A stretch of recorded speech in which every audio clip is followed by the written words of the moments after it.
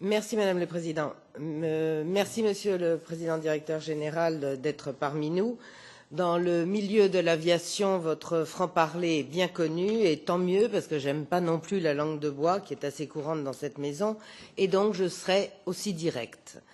Élue française, je suis attachée à la France, à son rayonnement dans le monde, autrefois si bien porté par la compagnie Air France. Je ne peux donc me résoudre à prendre acte de la faiblesse du pavillon aérien français et des pertes d'emplois que celle-ci engendre. La stratégie de captation des marchés européens et américains des trois grandes compagnies du Golfe, dont la vôtre, représente une menace sérieuse pour l'avenir de nos compagnies qui ne peuvent pas se battre à armes égales du fait, on l'a déjà dit, des réglementations européennes en matière d'aide d'État et des règles nationales en matière de redevances aéroportuaires et autres taxes. Les conditions dans lesquelles évoluent nos compagnies ne sont pas équitables. Le rapport remis aux autorités américaines par les majors américaines en mars 2015 est de ce point de vue très édifiant.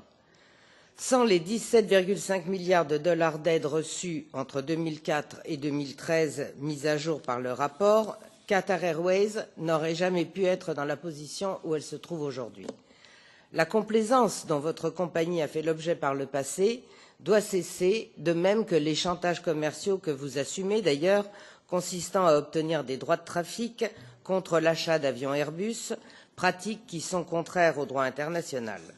Il faut donc en finir avec cette hypocrisie dont le summum a quand même été atteint avec le président François Hollande qui a gelé les droits de trafic des compagnies du Golfe en 2012 pour mieux vous en donner 3 ans plus tard au retour d'un voyage à Doha au cours duquel un contrat de 24 avions Rafale avait été signé.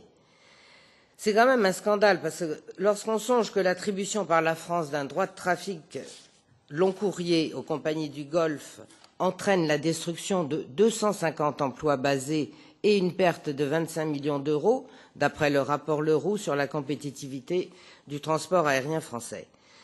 Je ne peux donc que me réjouir de l'accord obtenu par l'administration Trump le 30 janvier dernier, lequel obligera votre compagnie à rendre ses comptes plus transparents.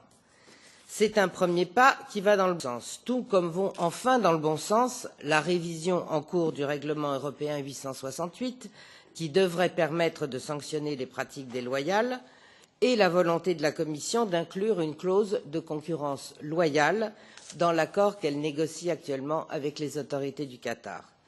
Il ne peut pas y avoir de ciel ouvert tant que les règles ne sont pas respectées par chacune des parties.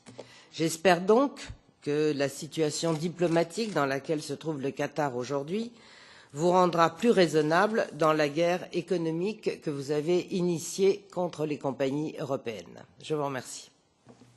Merci Madame Arnautu.